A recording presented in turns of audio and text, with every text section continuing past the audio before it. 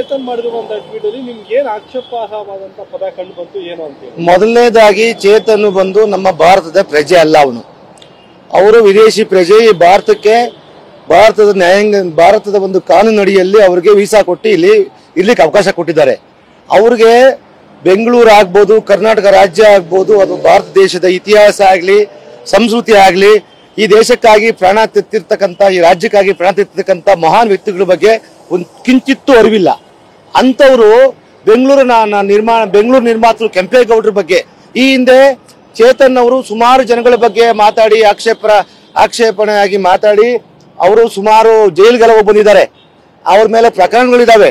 ಅಲ್ಲಲ್ಲ, ಈ ಪೋಸ್ಟ್ ಚೇತನ್ ಕೆಂಪೇಗೌಡರು ಈ ಒಂದು ನಮ್ಮ ಕೆಂಪೇಗೌಡರು ನಾವೇನು ಮಣ್ಣು ಮೇಲೆ ನಿಂತಿದ್ದೀವಿ, ಅದು ಕೆಂಪೇಗೌಡರು ಬಿಟ್ಟೋಗಿರ್ತಕ್ಕಂಥ ಒಂದು ನಗರ.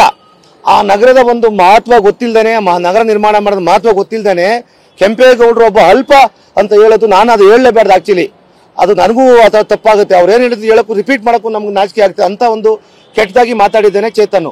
ಅದಕ್ಕೆ ನಾವೇನ್ ಮಾಡಿದೀವಿ, ಮೊದಲನೇದಾಗಿ ಚೇತನ ಹಿನ್ನೆಲೆ ಏನೇ ಇರಲಿ, ಅವನು ಒಬ್ಬ ವಿದೇಶಿ ಪ್ರಜೆ ಭಾರತಕ್ಕೆ ಬಂದು ಭಾರತದಲ್ಲಿ ಯಾವ ರೀತಿ ನಡ್ಕೋಬೇಕು ಅನ್ನೋದನ್ನ ಫಸ್ಟ್ ತಿಳ್ಕೋಬೇಕು. ಅದು ಬಿಟ್ಬಿಟ್ಟು ಇವನು ಭಾರತದಲ್ಲಿ ಎಲ್ಲಾ ರೀತಿಯಾದ ವಿಷಯಕ್ಕೂ ಮೂಗು ತೂರ್ಸೋದು, ಬಾಯಿ ತೂರ್ಸೋದು ಅಲ್ದೇನೆ ಅವನ ಕೆಟ್ಟ ಚಾಳಿನ ಕೆಂಪೇಗೌಡರ ಮೇಲೆ ತೋರಿಸಿದ್ದಾನೆ.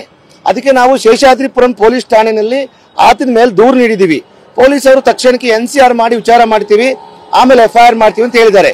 ಅದಲ್ಲದೆ ನಾವೆಲ್ಲ ವಕೀಲರು, ನಮ್ಮ ಬೆಂಗಳೂರು ವಕೀಲರ ವೇದಿಕೆಯಿಂದ ನಾವು ವಕೀಲರುಗಳ ಸೇರ್ಕೊಂಡು, ನಮ್ಮ ಬೆಂಗಳೂರು ಅಭಿಮಾನಿ ವಕೀಲರುಗಳು ನಾವೆಲ್ಲ ಆತನ ಮೇಲೆ ಸಿವಿಲ್ ನ್ಯಾಯಾಲಯ ದಾವೆ ಹೂಡಿ ಅವ್ರ ಇಂಜೆಕ್ಷನ್ ನೋಡಿ, ಆ ರೀತಿ ಇನ್ನೊಂದು ಸಾರಿ ಕೆಂಪೇಗೌಡರ ಬಗ್ಗೆ ಆಗ್ಬೋದು, ಈ ರಾಜ್ಯದಲ್ಲಿ ಇರ್ತಕ್ಕಂಥ ಮಹಾನ್ ವ್ಯಕ್ತಿಗಳ ಬಗ್ಗೆ ಆಗ್ಬೋದು, ಆತ ಮಾತಾಡಬಾರ್ದು ಅಂತೇಳಿ ಒಂದು ಇಂಜೆಕ್ಷನ್ ಸೂಟ್ ನ ಫೈಲ್ ಮಾಡ್ತಿದೀವಿ. ಒಂದು.